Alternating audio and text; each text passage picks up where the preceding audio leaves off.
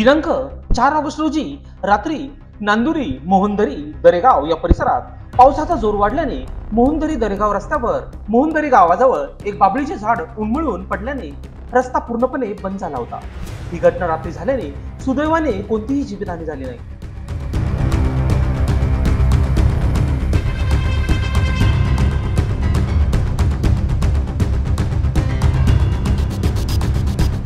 याबाबत सार्वजनिक बांधकाम विभाग कळवण यांना कळविल्यानंतर सहाय्यक अभियंता वसावे मॅडम तसेच जेई महाले यांनी कॉन्ट्रॅक्टर शेलार यांना सूचना देत घटनास्थळी धाव घेत जेसीबीच्या साहाय्याने झाड बाजूला करण्याचे शर्थीचे प्रयत्न केले। दरम्यान या परिसरात सध्या भात लागवड मोठ्या प्रमाणात सुरू असून दळणवळणाच्या दृष्टीने व शेतीच्या दृष्टीने शेतकऱ्यांना संकटाचा सामना करावा लागला।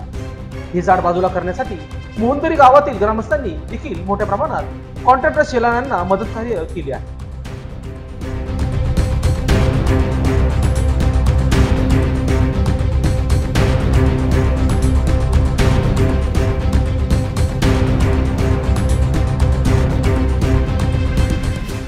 लोकशास्त्र न्यूज साठी कळवण प्रतिनिधी सागर मोर।